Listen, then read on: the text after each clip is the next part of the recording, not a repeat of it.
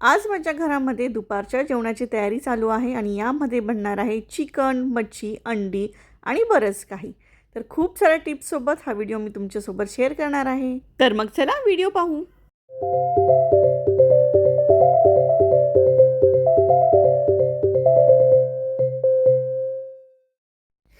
नमस्कार मैत्रिणींनो, तुमचं सगळ्यांचं स्वागत आहे माझ्या घरामध्ये आणि माझ्या यूट्यूब चॅनलवर. तर सकाळ झालेली आहे आणि आता नाश्त्याची सुरुवात करणार आहे. शंभूला पास्ता खूप आवडतो, त्यामुळे नाश्ते मी पास्ता बनवलेला आहे. त्याला अगदी प्लेनच नाश्ता हवा असतो, म्हणजे पास्ता अगदी त्याला प्लेन हवा असतो. त्यात फक्त सॉस, मेयोनीज आणि पास्ता मसाला बस इतकंच त्याला हवं असतं. आणि माझं म्हणाल तर मला पास्ता वेगळ्या पद्धतीचा आवडतो, जसं आपली पुलाव असतो त्या पॅटर्नमध्ये. कधीतरी तुमच्यासोबत रेसिपी नक्की शेअर करेन.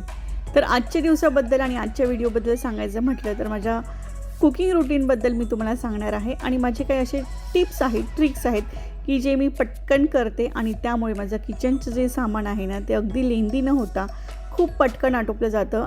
आणि मी किचनमध्ये कितीही पदार्थ बनवले तरीसुद्धा किचन अगदी नीटनेटका आणि स्वच्छच दिसतो. त्यासाठी ना काही ट्रिक्स असतात त्या मी तुम्हाला आज सांगणार आहे. तर आज बघा, जेवणामध्ये आहे मच्छी, चिकन आणि अंडा भुर्जी बनवणार आहे. तर सगळ्यात आधी मी भाकरीसाठी पाणी ठेवून घेतलेलं आहे, उकडीच्या भाकरी बनवणार आहे त्यासाठी. आणि ही वाकटी फिश आहे, खूप टेस्टी लागते मैत्रिणींनो आणि खूप प्रोटीन्स असतात. साफ करणं तर खूपच सोपं आहे. आणि आज काय गंमत झाली माहिती, मच्छी साफ करत असताना मला 3 मच्छी गाभोळीवाल्या भेटल्या. गाभोळीवाल्या म्हणजे काय माहिती आहे की प्रेग्नेंट, म्हणजे ज्यांच्या पोटामध्ये अंडीची पिशवी आहे ती. तर इकडे ना गाभोळीवाल्या मच्छीला खूप डिमांड असते, म्हणजे अक्षरशः लोकांना असं वाटतं की एक्स्ट्रा पैसे भरून आपण गाभोळीवाली मच्छी घेऊया. तर ही गाभोळीवाली मच्छीची जी काही अंडे असतात ना ते सुद्धा तव्यावर अंडा भुर्जीप्रमाणे फ्राय करून खाल्ली जाते. पण ते मला पसंत नाही पडत, त्यामुळे आमच्या घरात ते कोणीच खात नाही आणि मग मी ते टाकून देते. तर वाकटी मच्छी साफ कशी करायची आणि त्याचं काय काय पदार्थ कशी रेसिपी करायची याची व्हिडिओ माझ्या चॅनलवर ऑलरेडी आहे, तुम्ही पाहून घ्या. तर आता मच्छी साफ करून झाल्यानंतर ना जो काही कचरा आहे ना, तर माझ्या किचनमध्ये अशी एक डब्बा आहे, त्यामध्ये ही पिशवी असते कायमचीच. आणि जेणेकरून किचनवर जो काही पसारा झाला असेल, जो काही कचरा झाला असेल तो मी लगेचच्या लगेच यामध्ये भरून ठेवते. डस्टबिन माझा बाहेर ठेवलेला आहे, त्यामुळे प्रत्येक वेळी थोडंसं कापून झालं की लगेच कचरा फेकायला बाहेर जाणं खूप मेहनतीचं काम होतं. त्यामुळे मी अशा पद्धतीने कचऱ्याचा एक छोटासा डब्बा किचन ओट्यावर ठेवते. त्यानंतर मच्छी साफ केल्यानंतरचा पूर्ण वास घरामध्ये येतोच. तुम्हाला माहिती मच्छी साफ केल्यानंतर वास कसा येत होते.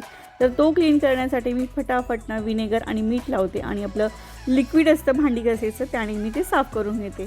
माझ्या घरामध्ये खूप प्रकारचं नॉनव्हेज बनवलं जातं, पण तुम्ही याल तर तुम्हाला अजिबातच कधीच वाटणार नाही माझ्या घरामध्ये की आज नॉनव्हेज बनवले, म्हणजे बिलकुलच वास राहत नाही. कारण की माझ्या बनवण्याची पद्धत आणि क्लीन करण्याची पद्धत जरा वेगळी आहे. तर मच्छी कापण्यासाठी जे काही मी वापरलं ते सगळं काही विनेगरने, मिठाने आणि लिक्विड डिशवॉशरने धुवून घेतलं. आणि ज्या घासणीने मच्छीची भांडी घासली तीसुद्धा घासणी मी पुन्हा ब्रशने घासून ठेवली. तर अशी ही माझी कामाची पद्धत असते. यामुळे माझ्या घरामध्ये बिलकुलच किचनमध्ये खूपच असा मच्छीचा, चिकनचा वास येणार नाही. आणि जे चिकन आहे ना त्याला आज मला मॅरिनेट करून ठेवायचं आहे, कारण की संध्याकाळी आमच्याकडे पार्टी आहे आणि त्यासाठी ते चिकन बनवलं जाणार आहे. तर आता मी सगळं काही किचन ओटा क्लीन करून घेतला. असं आटोपशीर कामं केली ना तर किचन ओट्यावर पसारासुद्धा कमी दिसतो आणि पुढचा जो त्रास असतो तो सुद्धा कमी होतो आणि कामं पटापट होतात. चिकन काल संध्याकाळीच आणून ठेवलेलं होतं, त्यामुळे ते फ्रीजरमध्ये ठेवल्यामुळे कडक झालं. तर आता ते नॉर्मल टेम्परेचरला येण्यासाठी मी ते नळाच्या पाण्यामध्ये बुडवून ठेवलेलं आहे. आणि आता मच्छी करणार आहे फ्रायला. तर त्यासाठी जे बेसिक मसाले असतात ते मी लावून घेणार आहे. आज शंभूची शाळा जरा लेट आहे, 10वीची एक्झाम असल्यामुळे म्हटलं आज माझ्याकडे वेळ आहे तर तुमच्यासोबत माझं दुपारच्या जेवणाचं कुकिंग रुटीन शेअर करूया. त्यासोबतच मी जे काही बनवताना कसं काय आटोपशीर करते ते सगळं तुमच्यापर्यंत पोहोचूया. तर बेसिक मसाले मी घालून घेतलेले आहेत. आगरी कोळी मसाला, मिरची पावडर काश्मीरी, मीठ, हळद, गरम मसाला, आलं लसूण पेस्ट आणि लिंबू पिळून घेतला. लिंबू पिळल्यानंतरसुद्धा मी थोडंसं कोकम आगळ घातलं, कारण की थोडीशी मच्छी ओली झाली ना की त्याला कोटिंग व्यवस्थित बसते. आता हे सगळं काही करत असताना चिकनमधलं पाणी मी सतत बदलवत होते, म्हणजे ते पटकन नॉर्मल टेम्परेचरला यावं. आता माझ्यासारखी सवय कोणाकोणाला आहे मला जरा कमेंट करून सांगा. थोडेसे जरी हात खराब झाले ना की ते लगेच धुवायचे आणि अगदी पाण्याखाली न धुता मला हे लिक्विड डिशवॉशरने धुवायला आवडतात, म्हणजे हात अगदी मस्त स्वच्छ होतात. जोपर्यंत हात करकर वाजत नाही तोपर्यंत हात स्वच्छ धुवायचे असं माझं असतं. तर एकीकडे बघा भाकरीसाठी मी पाणी ठेवलेलं होतं, ते सुद्धा उकळलेलं आहे. तर उकडीच्या भाकरी बनवणार आहे मी. रोजच आमच्याकडे उकडीच्या भाकरी असतात. चपाती तर खूपच कमी बनवली जाते. चपाती जरी एखाद दिवशी ताटात आली तर सगळ्यांची तोंड वाकडी होतात की अरे आज चपाती खावी लागणार. त्यामुळे उकडीच्या भाकरी भरपूर प्रमाणात आमच्याकडे असतात आणि त्या बनवते मी. तर तुम्हालासुद्धा माझ्या उकडीच्या भाकरी कशा बनवल्या आहेत त्याचा डिटेल व्हिडिओ पाहायचा असेल तर डिस्क्रिप्शनमध्ये लिंक आहे, तीसुद्धा नक्की पहा. आता मच्छीला मी काय लावून घेतलं आहे, तांदळाचंच पीठ लावून घेतलेलं आहे फक्त, बाकी काहीच लावलेलं नाही आहे. यानेच मच्छी छान कुरकुरीत होते. उकडीच्या भाकरी बनवण्याची माझी पद्धत खूप सोपी आहे, अगदी सगळ्यांना जमेल अशी आहे. जेव्हाही मला उकडीच्या भाकरी बनवायच्या असतात ना तर मी त्या सगळ्यात शेवटी बनवायला घेते, म्हणजे उकड वगैरे करेपर्यंत ह्याला सगळा वेळ लागतो. तेवढ्या वेळात माझं इतर कामं होतात. जसं आता मच्छी फ्राय झाली, चिकन करायचं आहे आणि आता मला अंडा भुर्जीसुद्धा करायची आहे, तर त्याचीसुद्धा तयारी मी करून ठेवलेली आहे. आता हे पीठ गार होतं ना तोपर्यंत अंडा भुर्जीसुद्धा माझी तयार होईल आणि एकीकडे मच्छीसुद्धा फ्राय होईल. मच्छी फ्राय करण्यासाठी अशा प्रकारचा तवा असतो, त्या तव्यावरच मी मच्छी फ्राय करते. ह्या तव्यावरच भाकरी आणि मच्छी फ्राय बनवली जाते. इकडे ह्या पद्धतीचे तवे मिळतात, तुमच्याकडे मिळतात की नाही मला कमेंट करून नक्की कळवा. तर आता उकड घेऊन झालेली आहे, गॅस बंद केलेला होता मी आणि आता ती परातीमध्ये पसरवून ठेवते, म्हणजे ती पटकन गार होईल, नॉर्मल टेम्परेचरला येईल. थोडंसं कोमट असतानाच पीठ मळायचं, म्हणजे त्या भाकरी अगदीच 48 तास असेपर्यंत छान नरमच राहतात. तर काही खूप सारे टिप्स आहेत भाकरी अगदी नरम होण्यासाठी, त्या तुम्हाला अगदी डिटेलमध्ये पाहायला मिळणार आहे त्या व्हिडिओमध्ये. आता मी इथे कढईमध्ये घेतलेला आहे भरपूर सारा कांदा. अंडा भुर्जी बनवणार आहे तर अंडा भुर्जी बनवायला ना कांदा खूप घ्यायचा, म्हणजे तुम्ही 3 अंडी घेणार असाल तर 4 कांदे घ्यायचे, असं प्रमाण घ्यायचं. आणि जो मसाला आहे ना तो मी अशा पद्धतीने एका वाटीमध्ये काढून ठेवते, कारण की मला खूप भीती असते की हा मसाल्याचा डब्बा माझ्याकडनं पडेल, कारण की माझा गॅस आणि ओट्याचा डिफरन्स बघा फार कमी आहे आणि किचन ओट्यावर पण बरीचशी अडचण असते. त्यामुळे मला असं भीती वाटत असते की हा माझ्याकडनं कधी ना कधी पडेल. त्यामुळे मी आधीच मसाला वाटीमध्ये काढून घेते आणि तो डायरेक्ट फोडणीमध्ये घालते.